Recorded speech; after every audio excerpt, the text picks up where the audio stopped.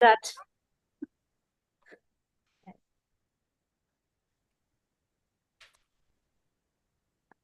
Hi, everyone. Welcome to the 2023 International E-Conference on Holocaust Studies. My name is Dr. Mehek Burza, and I'm the head of Holocaust and Religious Studies in the Global Center for Religious Research, founded and headed by Dr. Darren Slade. Keep in mind that each of these presentations are video recorded, so the information presented here will be available free of charge to you for just coming out and supporting us. So thank you for that. Now, for those attending live, feel free to use the chat box to discuss with our other attendees or to ask questions as they come up. Our speakers will do their best to answer your questions at the end of your presentations. You'll also be able to unmute yourself at the end so that you can directly ask the presenter questions by your own. And with that said, it gives me immense pleasure and honor to introduce you all to Dr. Niels Romer, who serves as the Dean of School of Arts, Humanities, and Technology, and is also the director of the Eckermann Center for the Holocaust Studies at the University of Texas at Dallas. So, before we begin with our first presenter, I would request Dr. Romer to address the audience. Over to you, Dr. Romer. Thank you so much, Dr. Boza. Good morning, good afternoon, good evening, or wherever you're going to be whenever you're seeing this. But it's with great excitement and gratitude that I'm partnering up here for the second time, right? For the second time in a row with Dr. Boza and the Global Center for Religious Research to host this wonderful conference. And I mean, we are all into this conversation about the memory of Holocaust, respectively, from our unique kind of geography and entry points, from our own disciplines, from our age, from our gender. But I think we have to recognize that as we're moving further and further into the 21st century, that Holocaust remembrance starts to be embodied in various forms. It's not any longer just a documentary, it's not any longer just the historian or the literary writer, but it's various forms of performances, representations. I'm currently visiting Germany. Here, obviously, it's still marked around physical markers, sites of remembrance that are excavated or preserved. In other places, like where Dr. Boza is in India, obviously, those physical markers are not there in the same manners. And therefore, Holocaust remembrance takes on different ways. But being able to discuss this in an open an inviting environment in this kind of global sense as we're connecting both awaken and asleep all during our kind of various times is really a unique opportunity. And I think we, if anything, recognize these days how valuable really those rare moments are where we can actually speak to each other, while much of what surrounds us right now doesn't strike us as often as speaking and listening, but rather as screaming and shouting. So this is really, I think, a really, with gratitude, something that we should all embrace, this opportunity, and give thanks to the ones that have worked so hard. So this is to you, Dr. Boza. Thank you for having done again all the heavy lifting on this. And with that, let's proceed. Thank you for having us here again. Thank you so much, Professor. So our first presenter is Elies van Noten. She is a graduate in history and theology and works as a researcher at the Faculty of Theology and Religious Studies at KU Leuven, Belgium, at the Center for Academic Teacher Training and the Center for Peace Ethics. She is involved in both national and international research projects concerning religious education, hermeneutical learning, interreligious dialogue, and Holocaust education. Elies is also coordinator of the Educational Master in Religious Education. So, over to you, Elies. Okay, thank you. I'm first going to share my screen for you.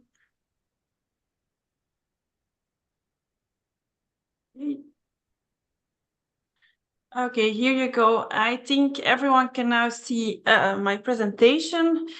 So first of all, good morning or good afternoon or good evening. thank you for attending this presentation. Also, thank you to the organization for the opportunity to bring everyone together also these 2 days. My name is Elies and I work at the Faculty of Theology and Religious Studies at KU Leuven. I work here as a researcher and mostly work on topics of religious education, of interreligious dialogue, and on Holocaust education. And this within the Center for Academic Teacher Training, the Center of Peace Ethics, both under supervision of Professor Dr. Didier Bollefeit. And today I would like to focus on the topic of Holocaust education and the importance of research on Holocaust education and Holocaust remembrance. And this all in the context of the concern for Holocaust fatigue, an attitude that is becoming more and more visible, both in educational contexts, as we see, but also in society itself. So for this presentation today, I would like to first speak about a paradox we can see today in society. Next, I will speak about Holocaust fatigue and its causes and implications. And the last part of this presentation will be about how to avoid or overcome the attitude of Holocaust fatigue. And I will end with a small conclusion on the importance of Holocaust education and the research on Holocaust education. So first of all, Holocaust education is a concept that is widely known within the Western world, within educational context. But what is its impact in today's society?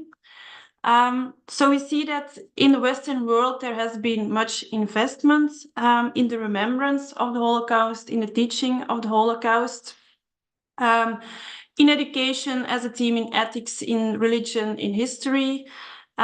So Holocaust education is not something new. It's in many European and Western countries part of the curriculum in educational context. And the assumption is that by studying the Holocaust, students will oppose contemporary forms and ideologies of exclusivism, of racism and anti-Semitism.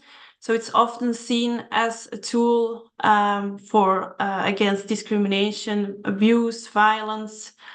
And the assumption is, or it's often also seen when in education, when Holocaust education will be a tool to enhance democratic citizenship. So it's seen as a tool of a kind of civic or moral or political education to raise some civic awareness and tolerance. But however, we can see that both in education as outside education, internationally, in Flanders as well internationally, we can see that all kinds of voices are appearing on debating on how Holocaust remembrance should look like and on how Holocaust education should look like. So there's a consensus that it is important to learn about the Holocaust. But there's much more debate on how to approach it, how Holocaust education should look like. As an example, in Flanders, in the Dutch-speaking part of Belgium, Holocaust education is in the 1999 curriculum of Catholic religious education already referred to. And with the renewal of the curriculum in 2019, Holocaust education also became a compulsory subject within Catholic religious education.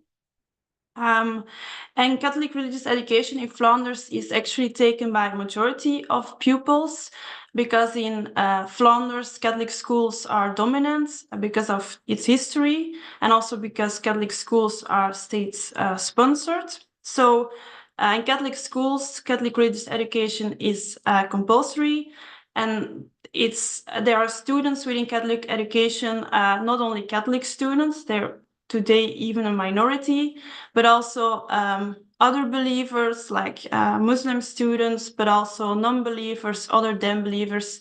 So the majority of pupils, they learn about the Holocaust. And I quote the curriculum here. The Holocaust raises crucial ethical and theological questions about humankind and evil, God and suffering, the church and the modern world. The Holocaust provides opportunities to clarify the historical relations between Jews and Christians, from rejection to mutual recognition, to reflect on ethics, forgiveness, and reconciliation, and to shape civic education. So as you can see, this is an example of how the Holocaust has been given a prominent place within education in the Western world. But today we see that in society certain forms of historical insensitivity, of ignorance, of intolerance, of indifference, of polarization, anti-Semitism persist or even seem to increase in society. And the question is, how is this possible that this is happening in a society that has long invested in Holocaust education?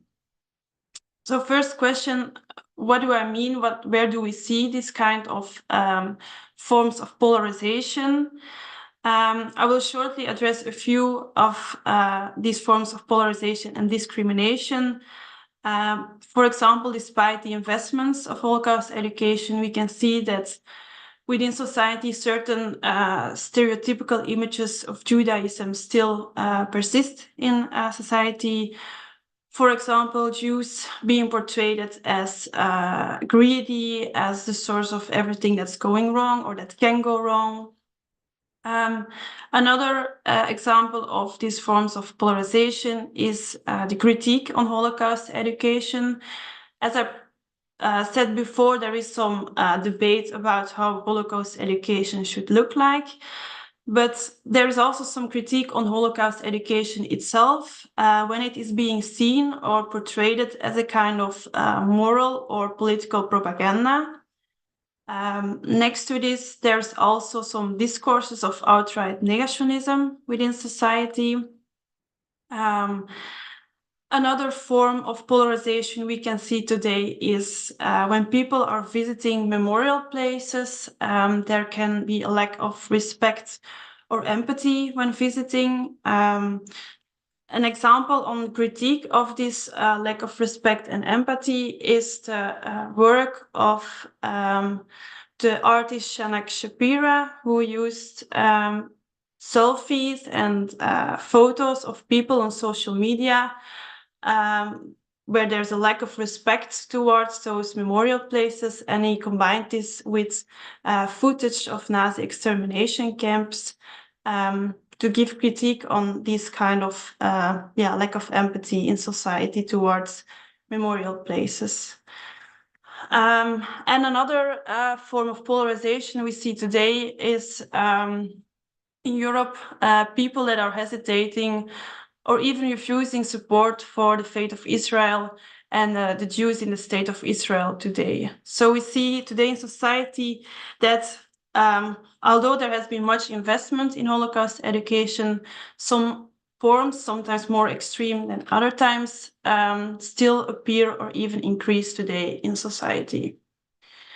And one of the possible explanations of this paradox is the concern for Holocaust fatigue. What are the causes of Holocaust fatigue? What are its implications? What is this? So first of all, what is the phenomenon of Holocaust fatigue? As I've showed before, there are some extreme forms of anti-Semitism, of negationism. But this attitude of Holocaust fatigue is not an aggressive rejection of the Holocaust. It's more a different, milder phenomenon where there is a complex combination of an attitude of disinterest, of passivity, of boredom, of indifference, of relativism, which sometimes also leads to a kind of resistance or rejection. So it's more an attitude we can see among students today, but also in society, by individuals or by society as a whole, that they can become overwhelmed or emotionally exhausted by an overexposure to all of the information on Holocaust. For example, we see this in classes when students, when confronted or speaking about the Holocaust, they will say like, not again. I'm tired of this subject, I've heard it before, or they feel like I cannot handle it anymore, I can't see it anymore, or I know this evil happens, but I'm sure many other evil things happened. So it's an attitude not only in education, but also increasingly more observable in European society, a kind of more indifference or relativistic attitude towards the Holocaust and the remembrance of the Holocaust.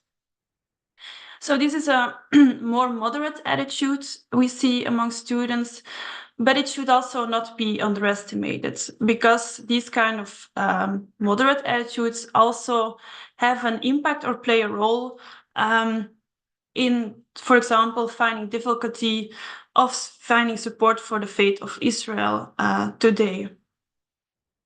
So what are the causes of this attitude of Holocaust fatigue, and in what ways can this be avoided and overcome?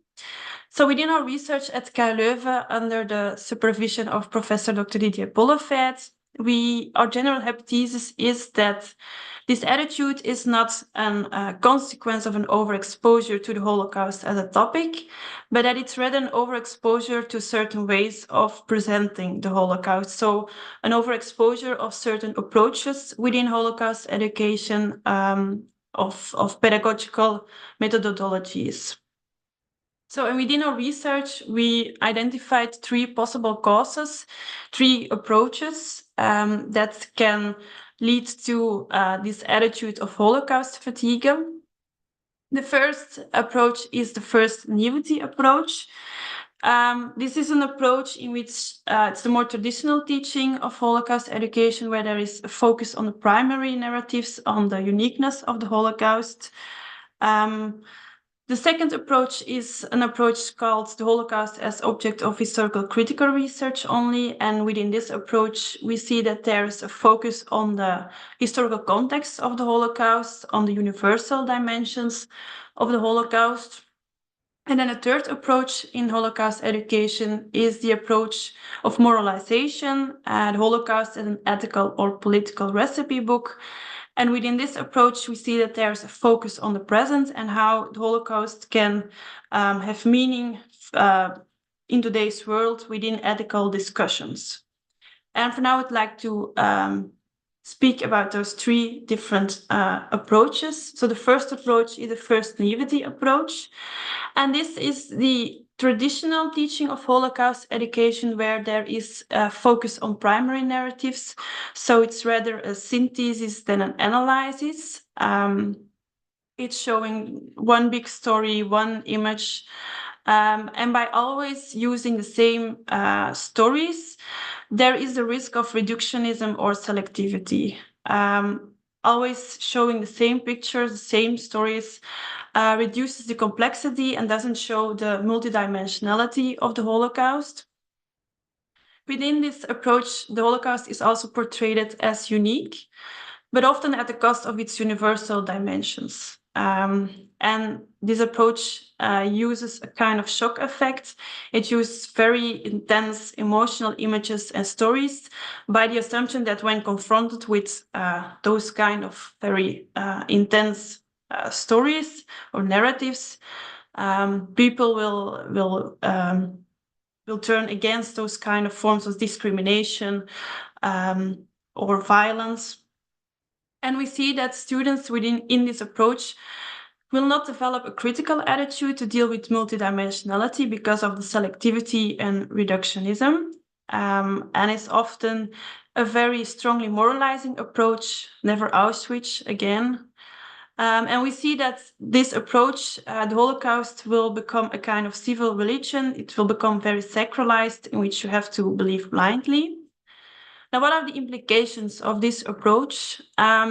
First of all, students, when they will always be confronted with the same horrific images and stories, they will become overwhelmed, they will become emotionally exhausted, and they will react like, not again, I can't handle it anymore, we know this already. But also at a certain age, when they will be confronted with the complexity of the Holocaust, with its multiple diverse perspectives, but also critical perspectives, they will experience the Holocaust and its moral messages as pre-programmed. So they will start resisting or even rejecting or denying Holocaust education. So the initial literal belief in the uniqueness of the Holocaust will transform to an external critique. And students within this approach will also be very vulnerable for negationism, for discourses of negationism, who misuses simplistic presentations. And within this approach, there is a focus very much on the uniqueness of the Holocaust.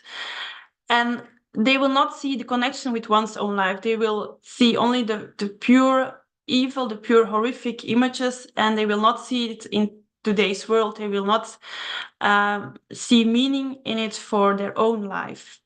So this approach has no knowledge of historical reality of the Holocaust to interpret it in a complex, critical, and multidimensional way.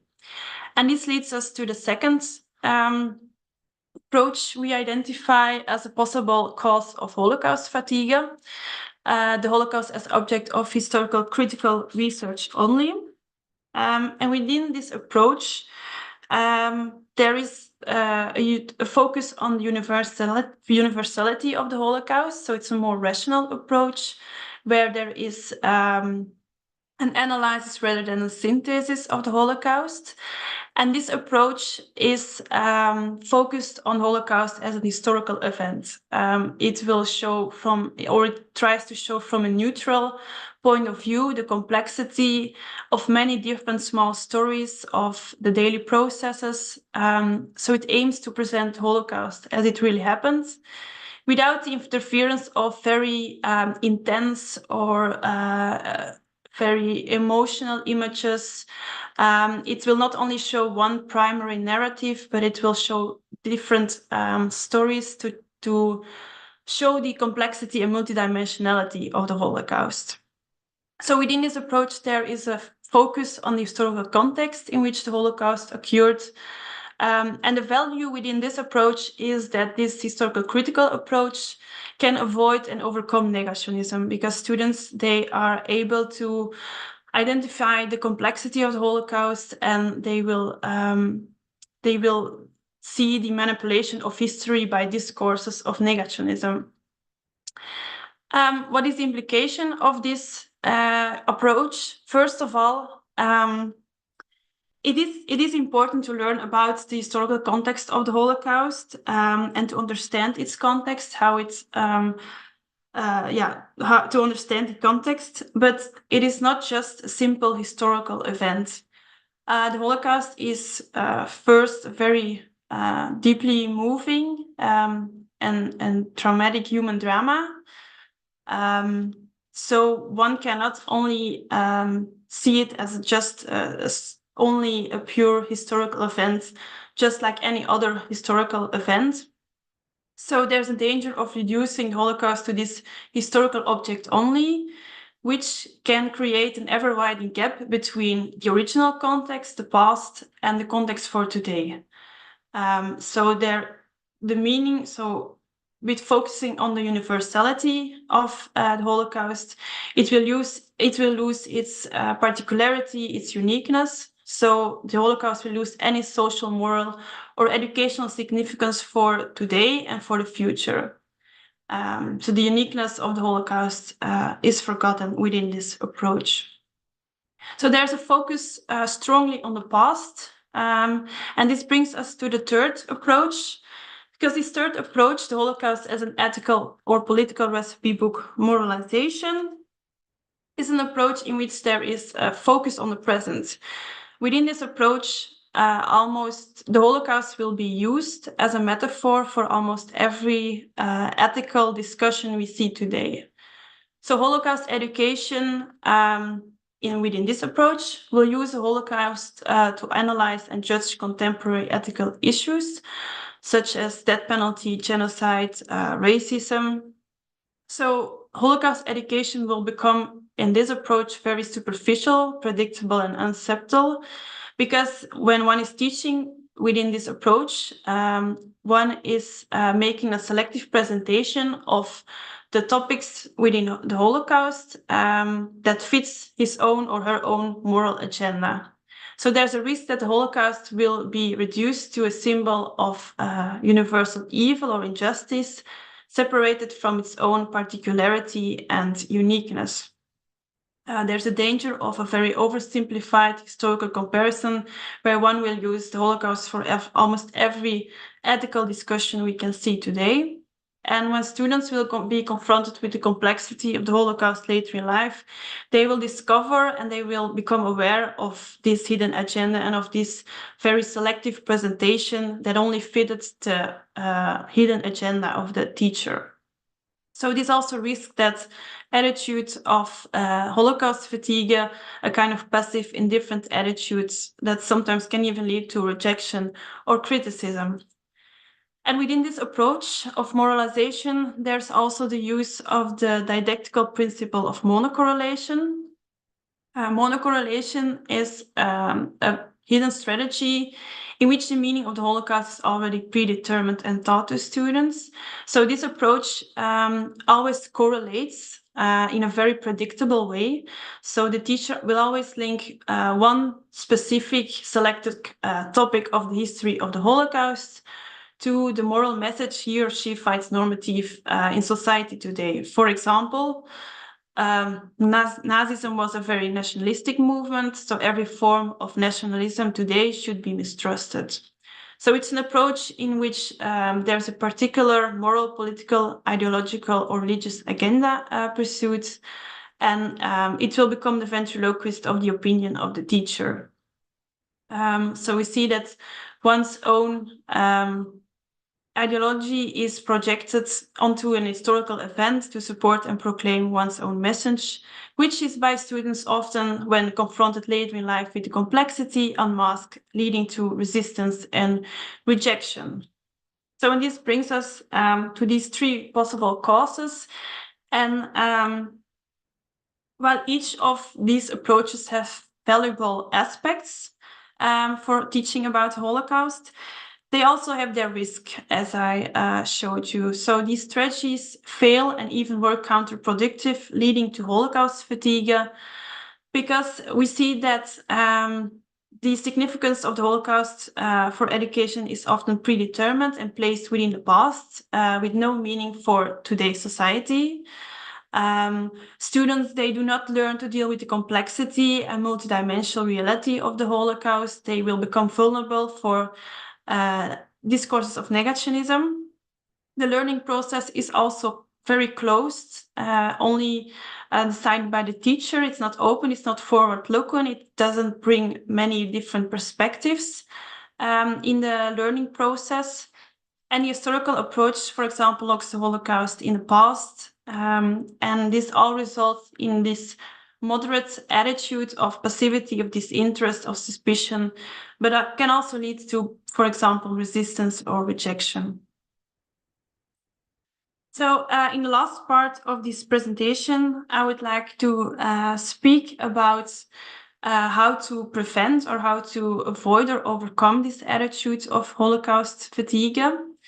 And within our research, we developed for the prevention of Holocaust fatigue, a new pedagogical model of Holocaust education. And this new model of Holocaust education exists of three different shifts. First shift is a shift from a first naivety to a second naivety.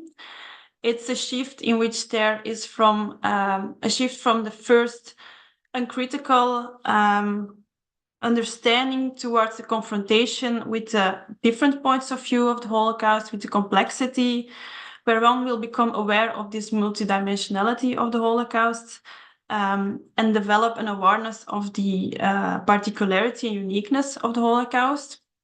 The second shift is a shift from the monocorrelation didactics to a recontextualization of the Holocaust in a contemporary context.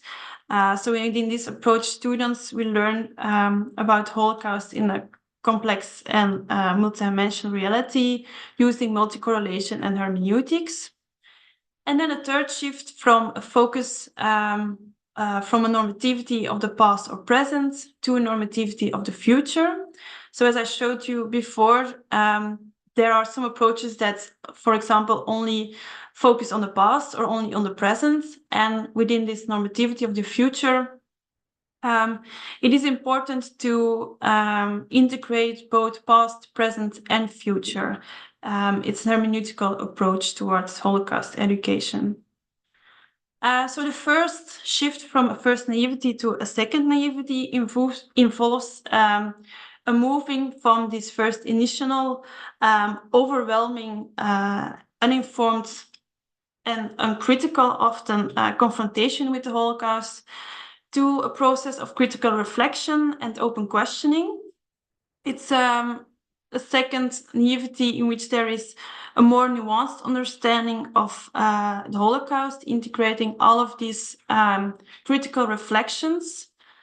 And within this approach, students will develop a kind of post-critical attitude towards the reality of the Holocaust, where they will learn to make personal appropriation of the story of the Holocaust, and where they can become again and even more touchable by the Holocaust as a human drama, seeing all of these multiple perspectives.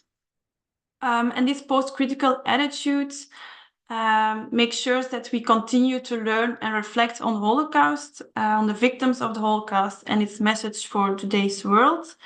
So the Holocaust will become a lifelong hermeneutic key to understand society and life today.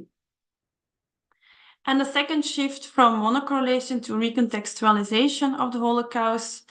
Again, the risk of monocorrelation this is a dialectical that's very stereotypical and predictable, using sometimes very simplistic comparisons, which can be experienced and for students as a form of moral manipulation or even indoctrination, leading to a rejection or a resistance towards the Holocaust and Holocaust education. So within this shift, we stress out the importance of multi-correlation. Do not only show the primary narratives, but do not only show one perspective, not one interpretation, but where's a multi-correlation where students learn about the multidimensionality, about the complexity of the Holocaust. And this approach also guarantees that the Holocaust can remain an interruption. It's not, the Holocaust cannot be domesticated by just simplistic moral lessons, but it's showing its absolute uniqueness. And the recontextualization, through new interpretations, the Holocaust can acquire new meanings in new contexts. It's a process of sustained and deep learning, which can overcome Holocaust fatigue. Within this approach, we can see a danger of relativism when one is showing every perspective, every multidimensionality. Everyone can start using the Holocaust as he or she wishes, by bringing every correlation.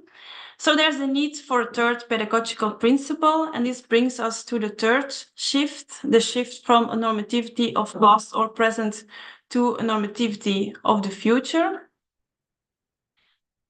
So we've seen that there can be a focus on the past, a historical construction of the Holocaust, but also normativity of the present, where there's a focus on the moral lessons for today.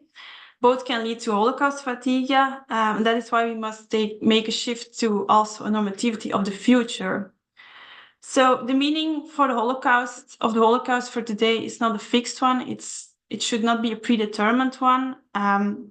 There's not one neutral predetermined way for dealing with the Holocaust. Each new generation and each new context can reconstruct the Holocaust in new ways. And this is what we call recontextualization, an enduring recontextualization of the Holocaust in different ways. And this brings us to Hannah Arendt, who speaks about renewing a common world. What is the purpose of Holocaust education? What future does Holocaust education create? And the answer by Hannah Arendt is a common world, an inclusive world. So Holocaust education must be driven by the dream of this inclusive world. Now, this brings us to the next question: where can we see this future in Holocaust education? Within Holocaust education, we can see, for example, that bystanders, they can become rescuers, perpetrators who converted, or victims who, even confronted with the most extreme forms of evil, still allowed themselves to be touched by the other. We can see in Holocaust education that while Nazis tried to turn victims into beasts, they still produced holiness in an unprecedented way, victims.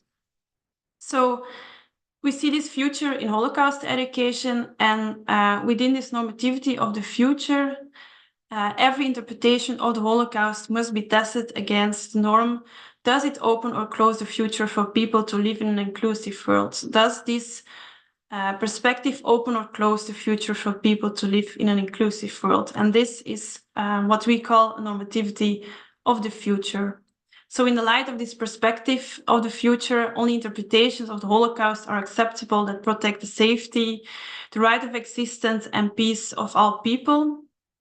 And the Holocaust is, within this approach, a very strong warning today to reject unconditionally movements that deny or even destroy the other. So this new pedagogical model of Holocaust education is not only focused on past or present, but the orientation towards the future can give Holocaust education a transformative power by presenting a future for all humanity, a future based on human rights, on justice, on freedom, on love, on dignity, on truth, on holiness. The remembrance of the Holocaust cannot be ignored. In the current context, there must be a reconnection and recontextualization of the story of the Holocaust in the lives of students and of society today. And within this approach, Holocaust education can invite young people, because they are the subject of the future, it can invite young people to engage openly with all possible dimensions of the Holocaust, from their context, with their whole being, and driven by this dream of an inclusive world. And this brings me to conclusion of this presentation on the importance of Holocaust education and the importance of research on Holocaust education. As I started this presentation, despite investments in Holocaust education for many years, we can still see certain forms of exclusivism, of racism, of anti-Semitism in our society, or even they seem to be on the rise. So there's a need for research on and for the development of new pedagogical and didactic methodologies for Holocaust education. And within our research at KU Leuven, we developed this new pedagogical model existing of the three shifts, from a first naivety to a second naivety, from a monocorrelation to a recontextualization, and from a normativity of past and present to a normativity of the future. And would like to end to stress out that the memory of the Holocaust is of great importance for today's context. We must continue to focus on pedagogical strategies for Holocaust education in a way in which Holocaust education can create a future for an inclusive world. So this leads to the end of my presentation. So I'm happy to answer questions if there are some. Thank you. Wow, thank you, Elies. And that was fascinating. You talked about in your presentation how you backed it up with your research work. That's really interesting. Thank you. So you talked about this paradox of Holocaust education. And when I think of Holocaust education, and coming from a literature background, it sort of more or less falls under this umbrella term of ethics of representation of the Holocaust, or you can say the problematics of representation, and that has been talked about several times, and it's still ongoing. So I would want to have your opinion about, for instance, Elie Wiesel shared his doubts about the term called Holocaust literature, and he regarded it as a paradox. And in Dimensions of Holocaust lectures at Northwestern University, he said, there is no such thing as literature of the Holocaust, nor there can be. And a novel about Treblinka is either not a novel or not about Treblinka. So I just wanted to, I'm curious on having your thoughts on it. How do you see such things? Like even Holocaust literature is considered as a paradox term.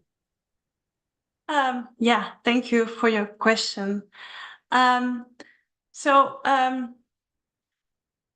can see the paradox. It's very difficult to speak about what happened for, certainly there's many years now, certainly for young students, as that's what we encounter in our classes. The gap is widening. For many of them, it becomes an historical event that, just like other historical events, happened. They acknowledge how the evil of it, the trauma, how it was a very traumatic event in our Western history. So it is difficult to show to young students today how this is unique and how this is very different to other historical events that happened in the past. And certainly with that paradox, yeah, it's difficult to bring that message to young students. And same for Holocaust literature. How can this, stress out the uniqueness of the Holocaust? That's a very difficult exercise we also need to make in education. So yeah, Very, very true. And I was also very intrigued by what you said about the danger of relativism. That is happening a lot. Yeah. And I would like to add here a few terms that I learned during my research, and they are Holocaust envy and Holocaust theft. So you're envious of the Holocaust and you steal that name to apply to other genocides. That has been happening a lot. So Yes. thank you for that fascinating presentation. That's, I think, the most form we see today in Holocaust fatigue, that there's a kind of attitude of indifference towards it. We see that students are like comparing it very easily to other events. There are a misunderstanding of the particularity of it. So I think that attitude of relativism is very becoming more and more observable. But it's also, as I told before, there's a risk in it. It's not a very extreme aggressive rejection of the Holocaust, of Holocaust education, but it can still impact how the attitudes of young people. So this type of relativism, what we see, that's also for us also very danger attitudes we see today, and which we done our research like to tackle with this new pedagogical model. True. Yeah. Ms. Van Noten, I have two questions. The first one is, can you imagine a scenario or a time where showing the brutality of the Holocaust, the really graphic images, would be is no longer a good thing because it might desensitize us to the brutality? We become so accustomed to seeing the piles of corpses that nobody cares anymore. Do you think that that's a possibility, or would you say we must always show the brutality, or something else? Well, thank you. I think that it is important to show the brutality, the horror, the evil of it.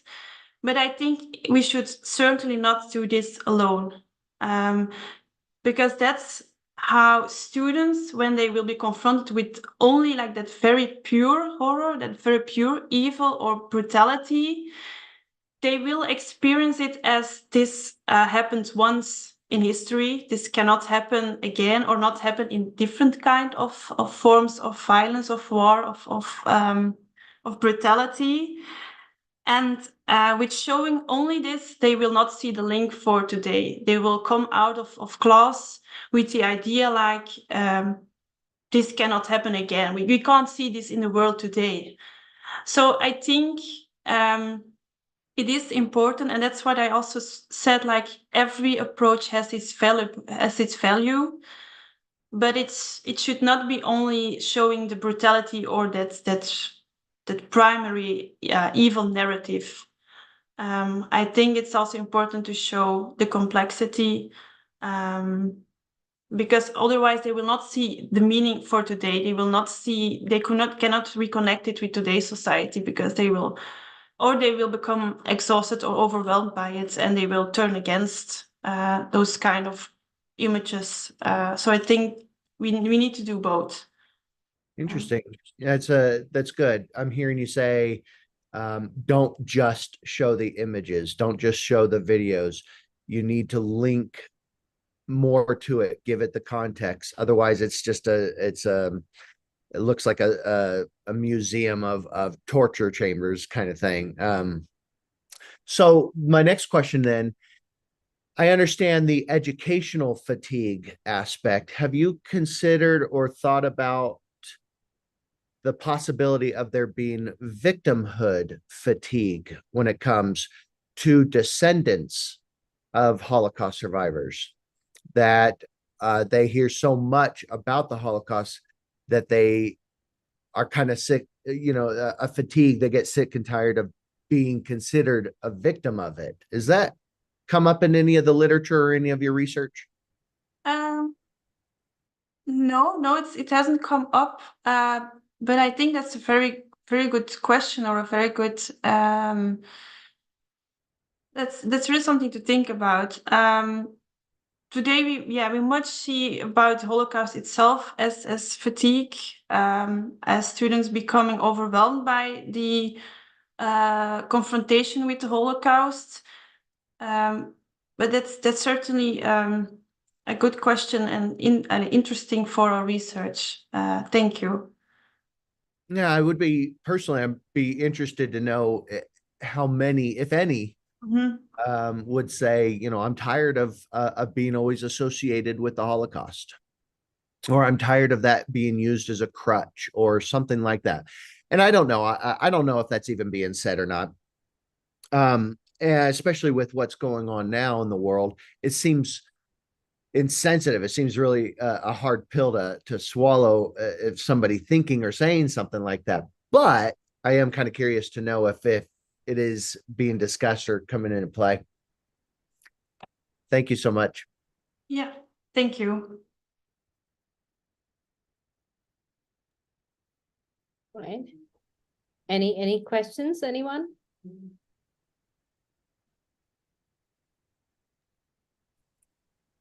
We can now open it up to Q&A for the audience. So if you're in the audience and you want to turn your video on or unmute yourself to ask a question, feel free to. Otherwise, you can post your question in the chat box, and Dr. Berza will be happy to field the question for you.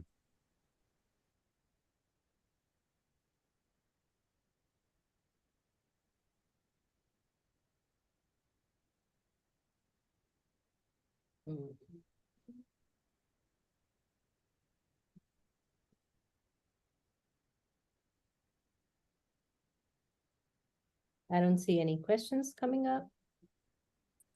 And at least regarding the there you go. Rachel? Yeah, I'm the next speaker, so I'm signing in. Oh, okay. I thought you had a question. Well, I wanted to see if the camera operates. So yeah, regarding the relativism, it's not only the word Holocaust, but also the subparts or the vocabulary associated with the Holocaust that's also compared to other genocides or used very loosely and commonly. I'll give you an example. In India, there is this festival of lights called Diwali, and they do burn firecrackers. And during that time, the pollution levels rise in Delhi. And then you have the news channels reporting that Delhi has become a gas chamber. Yeah. And for a Holocaust scholar like me, it is a very, very, it's a disturbing term. But not only the word Holocaust, the term, but also the words associated with it are used very loosely. So yeah. Yeah, certainly. So that's it, it's not only in education or primary research focus, but it is very observable in society as well. Also, yeah, as I showed you, for example, like when visiting memorial places, when schools are visiting, for example, Auschwitz or other camps, there's more and more a lack of respect towards it. So yeah, that relativism, there's a kind of indifference attitude, and yeah, as a Holocaust scholar, that's very hard to see. So yeah, I can see what you're saying. Yes. Yes, and that's quite disturbing for me as a scholar to intake. And also the partition of India is regarded as the original Holocaust, or the secret Holocaust. So yeah, the term is being very loosely used for other genocides. So thank you again, Elies, for that wonderful presentation, and I'll let you have the final word. Okay, well, thank you. First of all, also to the organization for presenting this research. We've been doing this research for already many years, and this new pedagogical model we've created the last couple of years. So it's very interesting to share this with you and to hear your reflections also. So thank you for the dialogue also.